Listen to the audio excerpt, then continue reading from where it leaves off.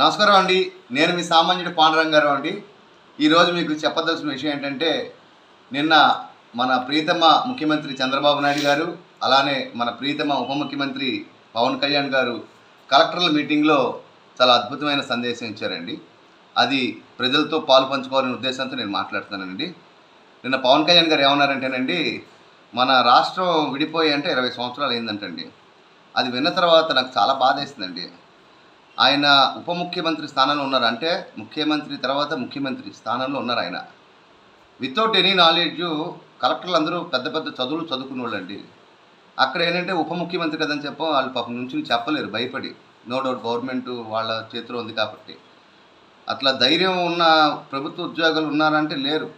నా దృష్టిలో ప్రజలను భయపట్టే విషయంలో ప్రభుత్వ ఉద్యోగులు నెంబర్ 1. తప్పులు ఎత్తి చూపించడంలో వాళ్ళ వల్ల కాదు. 20 సంవత్సరాల వెంటనే నాకు ఏంట్రా బాబు నేను అని చెప్పి చూసుకుంటే 2014 కదా, ఇది 2024, 10 సంవత్సరాలు అయింది కదా అని చెప్పి అనుకున్నాను. పవన్ కళ్యాణ్ గారు, మీరు అంత బాధ్యతకర స్థానంలో ఉండి మీకు తెలిసి తెలియనట్టు మీరు మాట్లాడితే ఎట్లా అండి? కనీస జ్ఞానం లేకుండా అన్నీ తెలుసుకుని మాట్లాడదు కదా సార్. ఇప్పుడు సినిమాల్లో అంటే మీరు 2-3 టేకులో 10 టేకులో తీసుకుంటారు, అది అయిపోతుంది. ఈ పిచ్చి ఫ్యాన్స్ అందరూ తపట్లు కొడతారు.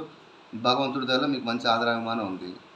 అలా అని చెప్పి మీరు మీడియా సమక్షంలో కలెక్టర్లతో ఏదో ప్రజలు అందరూ పిచ్చి వెధవలు, వాళ్ళకి నాలెడ్జ్ లేదు, మీకే ఉందనుకున్నట్టు మాట్లాడకూడదు కదా సార్.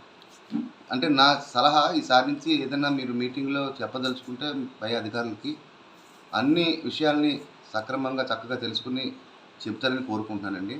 అలానే చంద్రబాబు నాయుడు గారు ఈ మన ఇది ఉంది కదండి, అన్నా క్యాంటీన్లు ఇప్పుడు తిరుపతి తరహాలోనే అన్నదానానికి తోచిన భక్తులు ఇంతని సహాయం చేస్తే అన్నదాన కార్యక్రమం చేస్తున్నారు కదండి.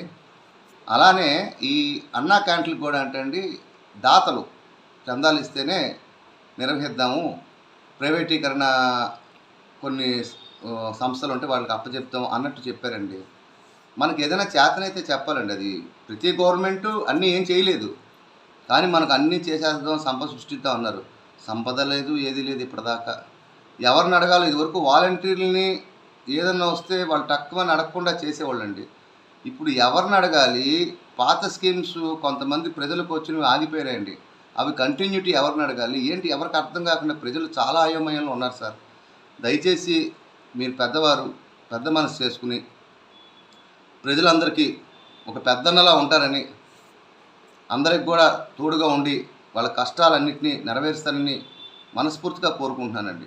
నమస్కారం అండి. మీ సామాన్యుడు పాండురంగారావు.